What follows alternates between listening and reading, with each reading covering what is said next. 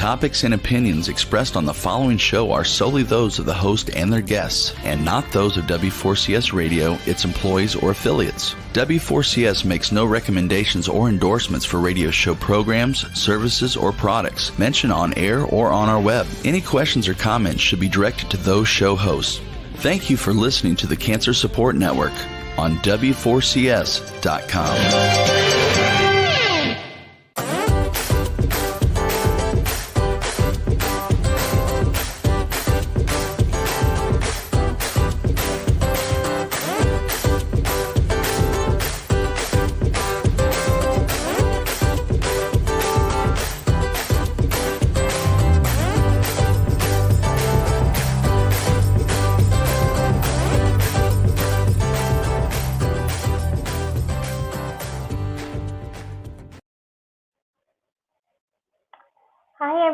It's Arti with Light Up Your Life, and today is actually the last Friday of May 2021.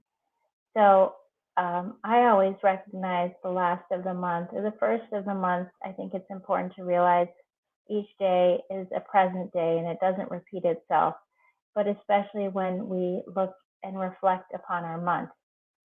Many of you know I've talked about journaling before, and I just this past week had recorded a journaling segment for an organization that's here in Virginia calling the Leading Age of Virginia. And they work with nursing homes and different facilities to help our seniors and our aging population, and did a segment on journaling. So it prompted me to also reflect with you how important it is to have some type of journal or writing in your life. I incorporate a lot of writing with my clients, and I remind them you don't have to be a professional writer. Just even note taking in any regard is really powerful, and using a notebook or some type of medium that you really love. And again, I really am very passionate about encouraging people to do this forum. You also don't have to actually write. You can take pictures. You can doodle and do various things. I know for me, keeping a journal has been really therapeutic in my grief work. For myself, I basically have a journal that I write to my mother in, and sometimes to my dad in on special occasions, or when something big happens, or when I'm just feeling I need to have an outlet. I also know that I encourage my girls to keep a journal and use that for writing. And of course, they already do that in school, so they're often used to that forum. But I encourage you all to pick up a pen, a pencil, colored pencil, whatever your medium be, and know that energy that provokes you to pick it up, and a journal of your choosing for you to select something that is meaningful to you. Oftentimes you'll find one in your collection. It could just be something that's been sitting around. And so if you can actually select one, that is also awesome to have, where you have one, or you can actually go shopping for one. Amazon has a lot. If you don't feel comfortable, of course, going to the stores right now, or you don't have time, you can always browse online as well. And just find a way to make it a reflective practice. And I bring this up at the end of the month because sometimes it's really great not to wait till New Year's to reflect back on our goals and things that have happened. But it's also important to just look back at the month. And some people even keep a daily journal, which they have found is very beneficial, which, again, this is your place to figure out what works for you. But a monthly journal has been really helpful for some folks to really reflect back and say, wow, I really accomplished more than I thought, or, oh, I have some things that I really want to do. It becomes a really great reflective place to analyze the last 28 to 31 days of the month. I also want to share that I was up in Northern Virginia last week, which is the place that I grew up in, and it was really great to actually be home I visited my mom and dad in the cemetery, and really, I didn't realize how much I was missing just being in a space where I could really just reflect. So I went there for about 10 to 15 minutes, and I know many of you are grieving someone or that you've lost in this period. And so I encourage you to find a reflective place, whatever that means to you, or just to quiet your mind and just think of them in a humble, compassionate, loving way to yourself and, of course, to their memory. This Monday actually marks the anniversary of what we call here the tragedy that happened in Virginia Beach with the shooting that happened in the courthouse area, which is actually less than 3 miles from my home. And so it's the 2-year anniversary. And so there's an organization called VV Strong, and many different organizations have come together that are keeping a moment of silence. Actually, my girls today are keeping a moment of silence at 2 p.m. And then on Monday, they're actually doing an honoring where kids and those who want to come out can come out to a place called Mount Trashmore, which is a beautiful park that was actually built on a landfill that they can kind of reflect and do an exercise with art and reflection. So why I bring this up is I think it's important to always remember to be reflective of an anniversary grief. I've brought this up many times previously, and I bring it over and over again because there are many feelings that come with it. And so a creative outlet or some type of channeling is hugely important. And I really want us to honor the fact that when we think of even Memorial Day, I know it's a day that we just see as a holiday, but to really honor those that served and whom we lost in war and battle, who were there to protect us. And so I just want us to be reflective of what these holidays actually mean. And if we can take some moments of our day to just sit in silence and also just to commemorate them. Also, this is the year that the cicadas are back. And where I am located, there are not a lot of cicadas, but in Virginia Beach, up in Northern Virginia, a lot of cicadas. So one of the things I realized when I would see them or hear them last week, I really became reflective of their practice. And our guest last week, if you didn't get to hear that particular episode, was with Pleasance, and she is actually located in Washington, D.C. And she and I in that conversation talked about the beauty behind cicadas. As annoying as they are, what they actually hold and what meaning that they hold. They are really an awesome entity in themselves, in the fact that they can shed their skin and they shed layers. And the fact is, people think they're stupid insects that don't know where they're going. They just, what's their purpose? Why does their life cycle take 17 years to harbor and manifest? And there's really no explanation when you think about this particular insect and what and how it was created to be in existence every 17 years. It actually makes me want to look a little bit deeper into what it is that sets it apart from most of the species on our Earth, where the gestational period and the mating season and everything that happens and the incubation period that they have for them to come out every 17 years. Regardless, this whole week I've been really thinking about that particular species and their metamorphosis in this life.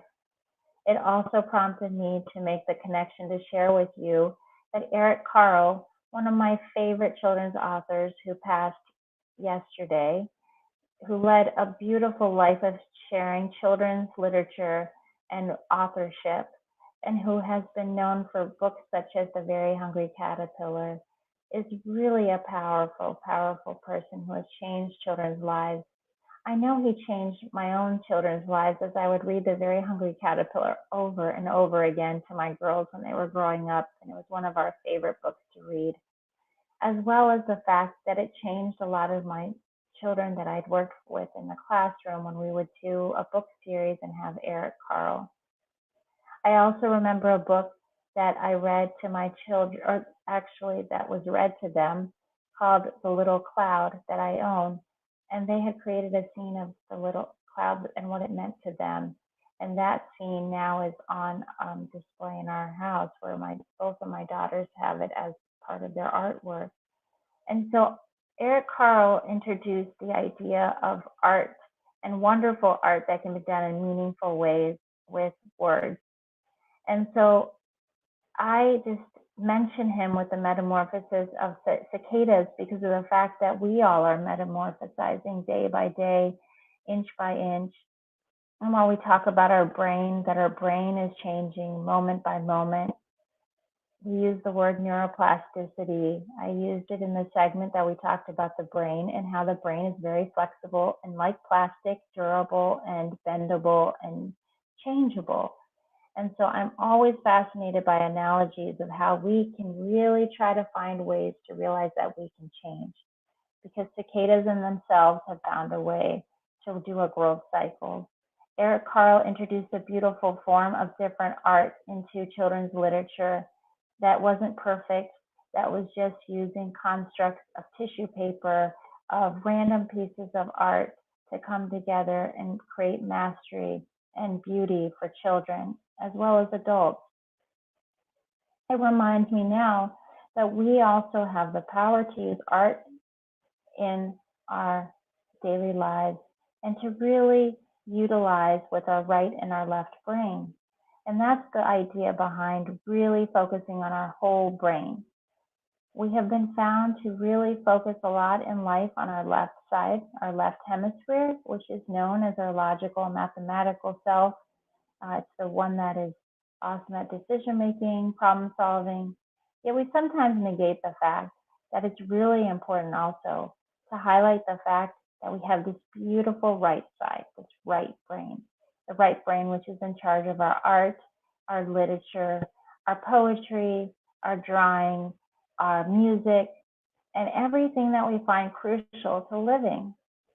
And so for so long, we have been fixated on the logical left mind and the left brain, and really focusing on careers and professions and respecting careers and professions that focus on this left side of the brain.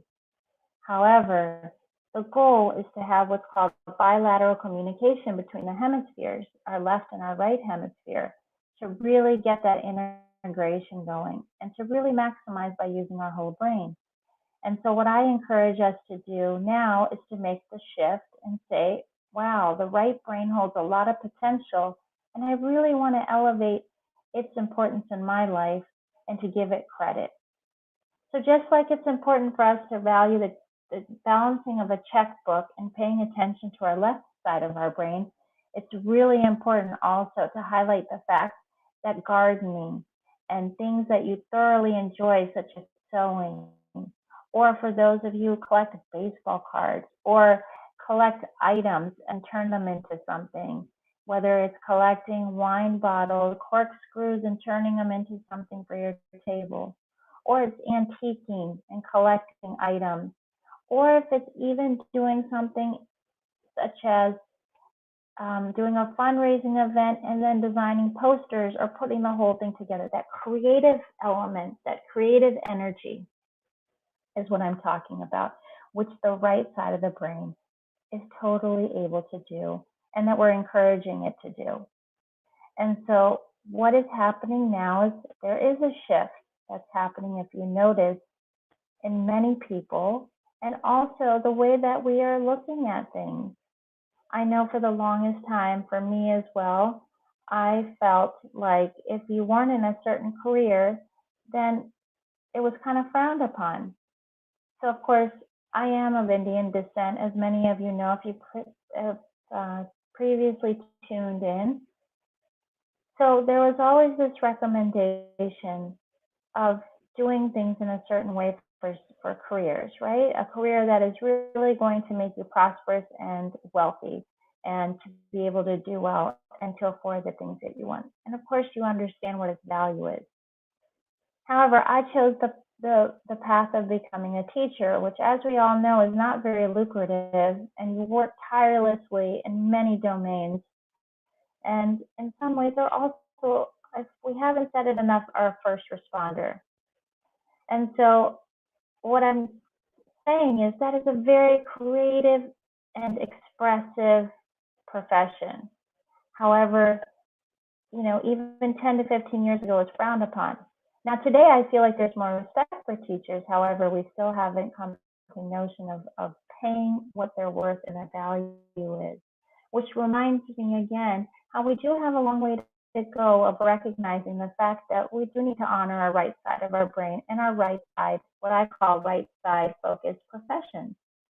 It's hugely important. So I hope one of the elements you take away and one of the key points you take away from today is recognizing that we really need to give our artists, our musicians, our teachers, folks who really build up and really make life joyous as well as essential to live, to give them the credit, to give them the lucrative opportunities that they deserve to make a living, so that they no longer have to treat it like their second profession, but their primary profession, so that we can start having the left side of the brain professions and the right side of the brain professions, for us to start building an equal platform and not this teeter-tottering. And so I would also love to see musicians who are constantly struggling to make it feel like they can be successful enough to make this their primary profession.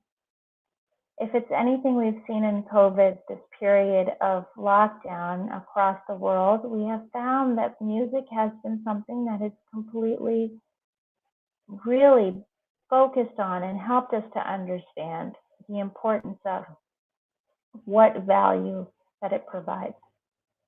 I also want to talk to you about the fact that artists, and what I mean by artists are folks who are in show business. And I'm not talking about Hollywood or Bollywood, but the ones who are in our TVs that come to us that are presenting on either a soap opera or something like a daytime show. When you really look at their salaries and how much work these folks put in, and sometimes even a lot of our newscasters, when they're so creative, and journalism and journalists who are out there telling their stories of human interest stories and bringing them out. They are also these right-wing professions who give us so much life and who add so much value that we do need to find a way to also bring them into play. And so again, how do we do this? Well, like anything I always say, the first step is awareness. And with awareness is the idea of a conversation, which even though I'm talking at you and we're not having a dialogue, I know that it's prompting you to think. How do I take some of my passions that I really enjoy? Do I enjoy singing? Well, how do I make this hobby as something I still bring up in my right brain a little bit higher up, so it's not just always sitting there as, oh, maybe I'll get to it, right? And of course, I want to be very clear. We don't always take all of our hobbies and our passions to be our primary occupation. There's many factors involved in life. Please don't negate the fact that I understand that. I'm just saying how we allow our hobbies and our passions to start fueling and tunneling over into our occupation, or vice versa, so that our right and left hemisphere get to work together, so that we do have joyful, mindful, awesome experiences and joyful and mindful living. So, for instance, if you are someone who really enjoys crafting and really enjoys scrapbooking and has been missing the element of putting together your child's, I'm giving this as an example, of your child's scrapbook, then find a way that you can do that by giving yourself permission. because that outlet will be so and is so important for you to do that it does seep over into your occupation and into your world. And oftentimes we're trying to figure out what is leading to our unhappiness. Well, sometimes when our health is okay, right? When our health is functional, then what is leading to us not having these quality lives, excuse me. The fact is because we don't give ourselves permission, we don't get a chance to pay attention to our hobbies and some of the things that we thoroughly enjoy. For instance, you'll see that a lot of folks find such passion in gardening. I've used that example a lot because, of course, we're in our season of really cultivating our earth, more so when you think in different parts of the U.S. of what the climate looks like. And gardening has been found to be so therapeutic. So now I'm wondering for you, how could you cultivate that to be all year round? Perhaps it's keeping more house plants in your house. Perhaps it's doing research on the off months of the plants that you'd like to have or the garden that you'd like to grow. So what I'm encouraging you to do is to continue to spiral to think of your interests consistently all its way around, moment by moment, each and every day, where we try to link in. What is it that fuels us? So for me, sometimes it's hard because I find that my hobbies are vegging out, reading some books, and just, interweaving and trying to find ways to kind of get better to be in the kitchen. And so oftentimes, of course, I'm also have found that it can be difficult to do. But when I do give myself permission and give myself a chance, it's really something else. So because time, of course, is an essential ingredient that can be missing for all of us, I find, especially with the cooking piece, that I can definitely find ways that I can link to be that I can link it up to be just in our meaningful daily lives, to have a really quality meal, and to really, when I'm doing it, and it may not be quality sometimes, but when I'm preparing it, that I become so focused and engaged that maybe I get a chance to even just be creative with the way that I hold a knife, or the way that I cut something, or the way that I try something out with presentation. And sometimes my family's so tired of me messing with recipes. So they're like, this is going right. Why do you keep messing with it? I think it's the fact that I'm just trying to be mindful with that creative aspect of that cooking and baking piece that I'm really starting to love. So the other part of it is that our brain is constantly shifting. So a hobby that you may have had, or an activity or a passion that you may have had, may have shifted, right? It may not even be here anymore. And that's where you have to have conversations with yourself. You will have to talk to yourself. Once upon a time, I so loved playing basketball. That was my hobby. Like, I loved being outside and playing. And now I realize, well, what's my physical activity that I really enjoy? Well, once my girls are really comfortable with the bike, I really think I'm going to enjoy bike riding outside. You're constantly looking at changes, right? And of course, during this period, many of us have had to shift with our hobbies. Recently, I got to see some of my family up in Northern Virginia, and my aunt actually took up, she's always had a passion for cooking and making things, but in this COVID period, she took that and fueled it to basically make what are called beautiful cake. She makes beautiful cakes, but then really making them into something else. For instance, she's making what are called kind of like the fusion cakes. So she's taking a little bit of like Eastern and Western mix. For instance, there's a dessert called rasmalai in India, which is a really yummy dessert. And so she has made a fusion called a rasmalai cake. Or another one is like a gulab jamun, which is another sweet dessert, and it's called a gulab jamun cake. So she basically fueled her creativity and the passion that she already holds, and now is selling these wonderful cakes and desserts to her community, and also has created an Instagram account all around this. And I realize, and you also realize, this is not the only story that we have.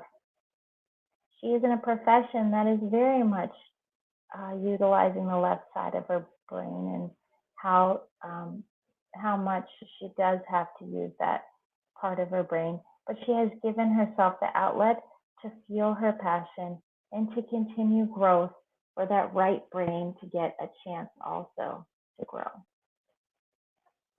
So of course you all know that I have a huge passion for children, as is the business side called Love and Light for Kids.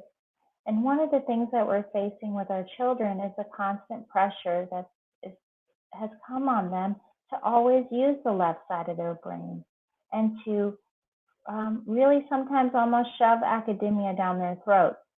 And what I mean by that is we've lost sight that academia is one portion of life, but it is not the only portion of life. There have been many people, when you look at their stories, who are successful in school, but they may not be that straight A student, but they do well just by staying steady, having a strong work ethic, but also leading a balanced life. One session in the future we'll be talking about just balance, because balance is key. It's a key ingredient to life, and the balance of having a balanced plate, the balance of having a balanced plate, meaning nutritionally, a balanced plate also in terms of life. We talk about the life-work balance.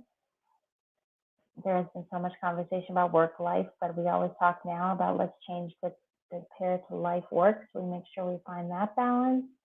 The balance between getting good sleep and good nutrition and good social circle, good relationships, and good health.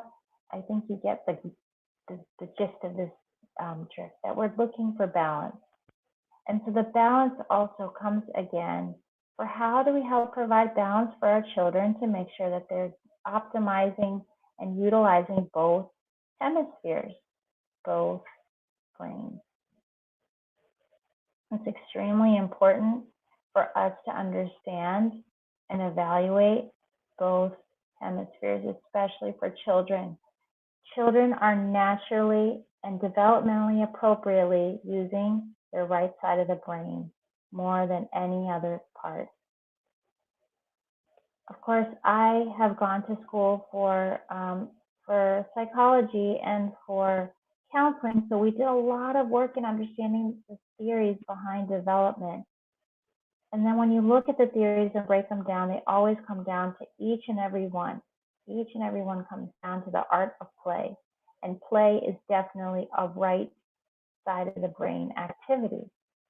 And so children express themselves through play and through art and through digging and through sand and through playing and through using their imagination.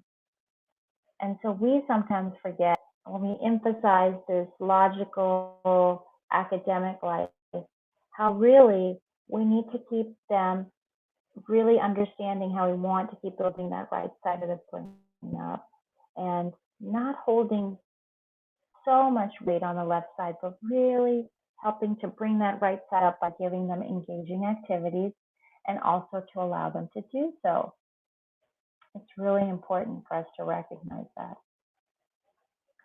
So while I've been talking about the brain in this segment, I want to actually introduce you to Anand Sharma, who actually is Dr. Sharma's son, who came on an episode from the Reiki Healing Foundation. So if you haven't gotten a chance to tune into that episode, please do. And Anand Sharma, who I have had the pleasure of just talking to and communicating with through our conference calls and WhatsApp, has been extremely beneficial in my own life, because he has highlighted how important it is for us to understand that right brain and optimize, which means to really look at our whole brain. So I'm going to bring him on and let him share a little bit about his story, because I think it's so inspirational when I talk to you about how he came from a place of where academia was important, but then he really started to follow his passion and really wants to ignite the passion in others to make sure that they get to pursue their dreams and hopes through the pursuit of really looking at our brain and optimizing our brain. Hi, Arti. Good evening. Hi, Anand. How are you? I'm fine. I'm fine. Hope you all are good. Yes, yes, we are. Yes. And can you please share your wonderful story? Because I didn't even get a chance to share with the audience that you have Yeah. done some amazing things, especially your passion for cars and how that plays a role in mind magic and just your story. Yeah. First of all, thank you so much, Arti, for having me on your show. And it's such a pleasure and honor to be with you and to connect with all the lovely people out there in US. So, just to share a little bit about myself, my name is Anand Sharma, and I basically am a car designer by my main profession and by my education as well. And how did I end up being here? Where I wanted to be. So this is something I had dreamt of, and I was always passionate about becoming an automotive designer and a car designer. So my journey started in a little wayward fashion. My academics were never, supportive of the dream I had always had. So my initial academic experience was something little, full of turmoil. So I had to go through some tough times because somehow I felt that I am out of place. Maybe the kind of things that I'm asked to learn or I'm asked to grasp and build upon, I was not able to get it to a good extent. So I just went through that process to ensure that it does not become a big hurdle in me going forward. So I just took it as a process, as a stage, and I went through it. But I was not confident with what I had learned, because education and schooling are two different things. We think if you're going to school, we are getting educated. So education is not just about that. Education is much more beyond that. So I took whatever I could from the schooling and the academics, but after that, it was purely a cognitive learning process for me. Where I had to involve and engage myself. That what do I want to become? Where do I want to go? And for that, what do I need to do? Because the typical academic learning what I got, see, that is important. What I'm saying is not that that the schooling is not important and all that. I'm not saying that, but the problem is that the schooling system, the conventional schooling system, the conventional education system is only meant to make us clerks and laborers. It is not meant to make us visionaries, entrepreneurs, big thinkers. So this is where the difference lies. So if you really think that you want to do something big, take it as a tool, not as the ultimate tool. Okay, so I took it as one of the tools to in my wing that can help me understand few things, but that was not everything that could help me become what I want to. So I started working towards my own skills, my own understanding, my own to ignite, to take my passion to the next level.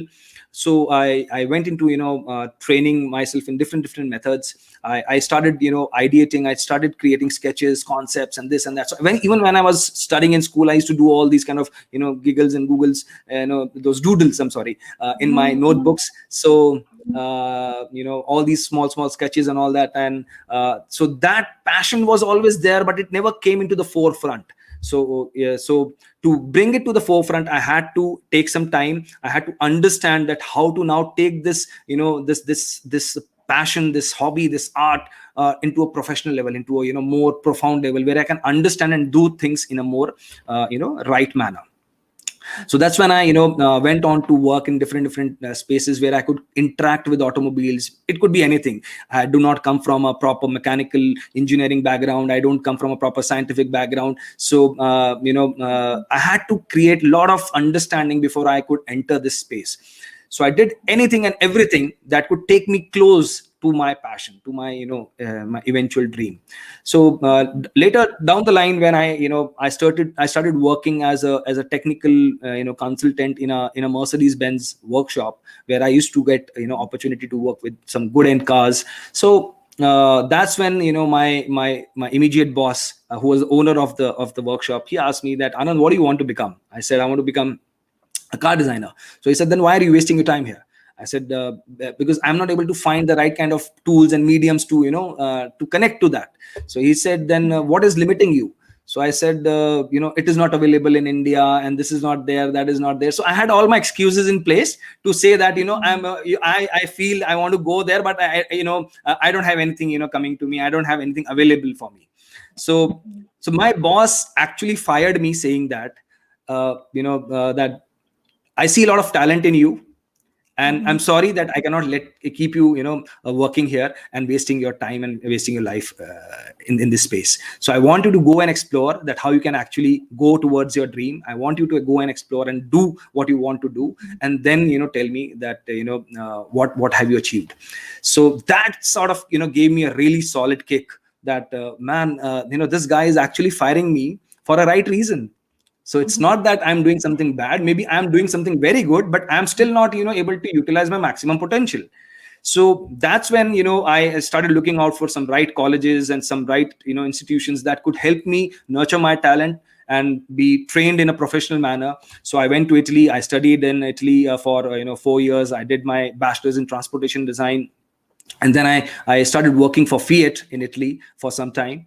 And post that, then I was in a space where I could feel and I was confident that what I wanted to become, now I have all the tools in place. Now I have all the things in place. Now it is up to me. How do I extrapolate myself from here? Because as I said, education is just a medium to arrive at wisdom. Education is not the wisdom.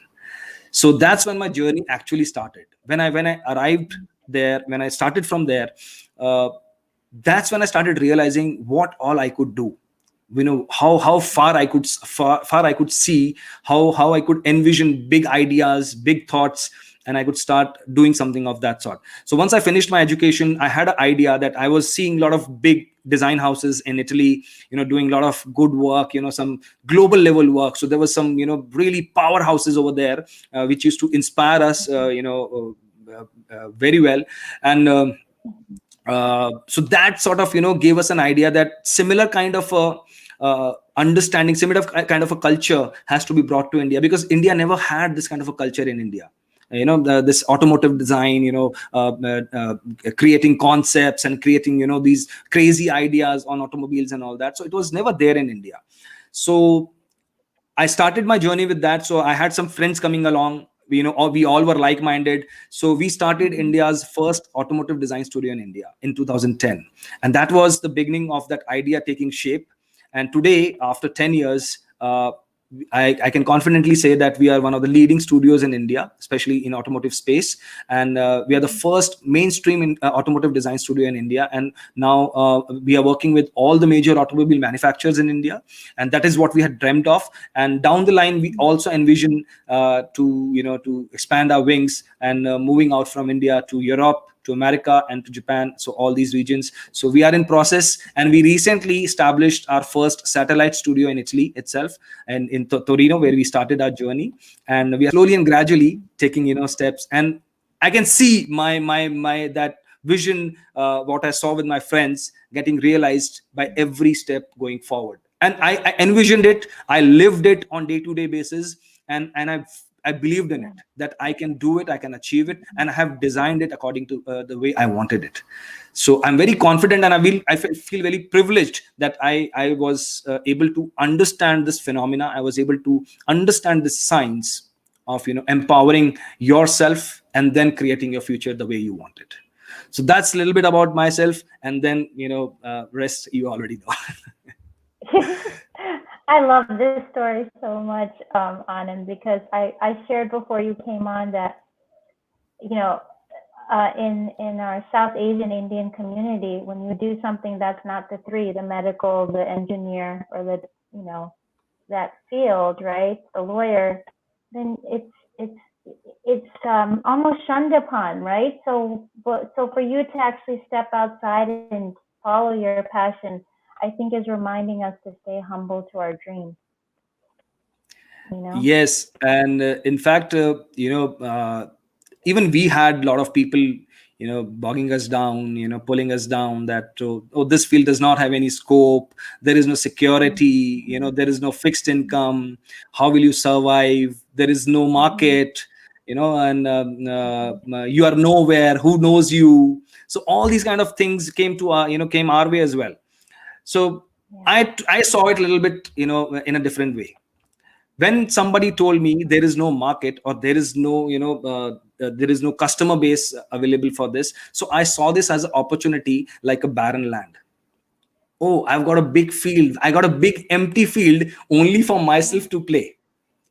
Yeah. So there is nobody that can interrupt me. There is nobody who will come in between and tell Right. me, no, you cannot play here.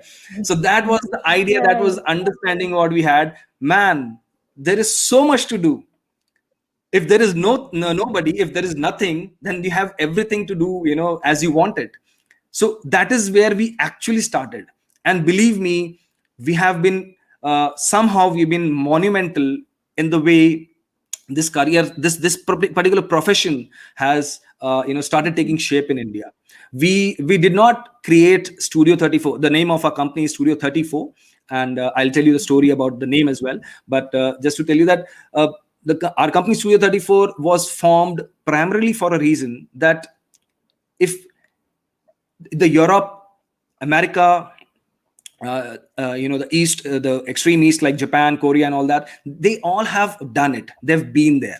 Okay, Mm-hmm. they don't need people like us. They already have good talent available for them, and I respect that. Whatever they have done, we really respect, because you have gone to a level where you have done, you have shown the excellence of it. Yes. But in India, it was still, there was a big gap in that space. So this is where we wanted to come in and fill that gap. That we have so much of talent in India. We have so many people, willing to take up this kind of a profession. But a lot of people don't even get to know how to get there.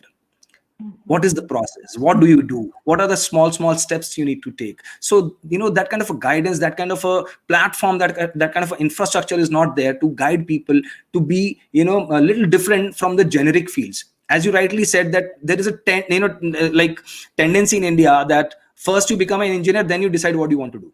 So that's actually the way we don't normally we get educated in India. Mm-hmm. So I don't believe in that kind of a, I don't call it wrong, because the kind of middle class mindset that we come with, we are bound to get into that trap, because you Mm-hmm. want to find securities, you want to find a safety for yourself, that you don't end up having nothing, and you are in a profession that nobody cares of. And so all these kind of things make you get fall into that trap very easily. But if you want to do something different, if you want to do something big, you need to take that risk, you need to take that leap of faith in your capabilities, in your skill set, that you can make it. My family had no car designer in our lineage. So I'm the Mm-hmm. first, I'm the first generation businessman in my family. All my parents, my grandparents, everybody, my relatives, all of them are professionals. They know a certain science, they know a certain technique, they know a certain concept, they know a certain method, and based on that they have identified their profession. But I had to start afresh as a businessman, because I did not want to get again into that cycle of growing myself through the ladder in the hierarchy, and then arriving somewhere, and after 20 years deciding that what do I want to do. So I was very clear, if I'm doing something, I'll do it for myself as well as for the people who are willing to get into the same space. So we created a platform where all the young people can come, all the young Indian designers or anybody across the world can come, and they can express themselves. So that was the whole idea why we started doing it. And we never saw it as a competition, or as a market that does not exist. We clearly saw it as a big opportunity to create something from ground zero. And that's something very, very beautiful. That's just wonderful. Yes, that's so great. Well, Anand, we don't have a lot of time, but I do want you to share with the audience, and I want you to come back to share more about the brain because it's so powerful. But can you share about mind magic, the other part of your life that you Yes. have? Yeah. So as I said, that by profession I am uh, automotive designer, but Mhm. uh, the lifestyle, the understanding of this science, how I reached this space, is something I wanted to share with everyone. So I have a business, running for me, which can take care of my daily needs. But I really wanted to share this understanding with all the people who are seeking this similar kind of method, the steps that are to be taken to understand oneself in the best way possible, and then excel in their professional life, their personal lives, as much as they can. So that was the idea. We started Mind Magic India, and then we started creating and taking workshops purely based on brain optimization, which could help people first understand that what kind of a beautiful and the most complex machinery they have. There is nothing more complex and nothing more high tech than your own body. You are the most sophisticated machinery in the universe. So we need to start from here. Mhm. Even a AI or anything, AI, AR, VR, AI, anything that you see in the world, the new technologies, they come after the human body, the human brain, right? So first is you. If you understand this system, you have half the battle won already. So we start from this. We try and understand what is our biology, what is our geometry, how are we made, what are our capabilities, what are we born with. Okay, because a lot of things we are born with, we are not able to explore whole our life. What Mhm. we do is what we learn and what we gather as information from the society, from the school, from the education, from our family. We consider that to be our reality, that to be our total understanding, which is not. That is just mere 1% or less than that of your overall understanding of coming onto this world. So this program actually takes you through the complete profound understanding of all of these things, and then it also gives you clarity that how to utilize them to excel yourself in your life. So one very important point where a lot of people fail to translate their energy, or maybe to execute their ideas into reality, is the level of clarity that they carry. Because I'll give you a very simple understanding on this in a concept. First, if something is shown to us, given to us, presented to us in a simple manner, we find it to be very, very non-effective. No, it's that simple. No, it cannot be effective then, unless it is loaded with all the jargons, all the conceptual big words, all the big terminologies, all the big scientific words. Then only it can be called as effective. That is our basic understanding, how we have been trained. So we stop seeing things in a simple way. That is a very big problem. So first thing, we need to start seeing things in a simplified way. Number two, if you see something in a simple way, what happens? That gives you clarity to understand it, because you are just removing all the unnecessary loaded information on top of it, so that you get to the core of it, that what is it? Okay, this is it. Now I understand. Now I can use it. Because you don't have a clarity, so you cannot even utilize that information, you cannot even utilize that understanding. Totally. So once you get that clarity, you are able to create a bigger vision, a foresighted vision for yourself, because you can see, sense, feel everything in a clearer manner. So you can actually create your vision, your roadmap in a very clear way, that if I want to go there, what do I need to do today? What do I need to do right now? Totally. So Totally. that simplifies every small step that you're taking towards your future, towards your goals, towards your ambitions. So this is where most of the people get stuck in this cycle, and they're not able to come out of it. And tell Anand we have a great presentation by you coming on June the 12th for an hour, 9:30 Eastern Time, a 1-hour intro called Whole Brain Optimization, where you'll be sharing all this greatness. Correct? Yes, absolutely. I'm glad that you have arranged that kind of a platform, for me to come and express myself. Yes, And so excited. I'll be really honored to be on that platform. And yes, whatever best uh, understanding, whatever best know-how I can share for people to first simplify things for themselves and to then utilize them for their good. I will try my best that whatever I have learned from my real life experiences, I will try and share that. And I really believe in one saying that always listen from the horse's mouth. Totally. So why do they say that? Why do they say that? Is because those people have done it, they've been there, so they have experienced it. They don't have information about it. A lot of us have information through different mediums. We listen to a lot of good people, we watch a lot of good videos, we watch a lot of motivating, inspirational things, but do we implement them in our life is what matters. Eventually it has to turn into your reflection of your life. Unless that becomes the reflection of your life, it's all just information, because it is not proved for you. So knowledge is nothing more than information unless proved. So we need to work towards experiences, not just information. That's great. So, Anand, thank you so much for your time, and we'd love to have you back again on this show. But of course, everyone tune in on June the 12th. And if you are interested, please email me at theaholisticlifecare@gmail.com, and we'll sign you up to send you the link so that you all can get on. And as always, thank you for another episode of Light Up Your Life, and I hope you have a wonderful week ahead. Thank you, Aarti, and thank you to all the viewers. Thank you so much.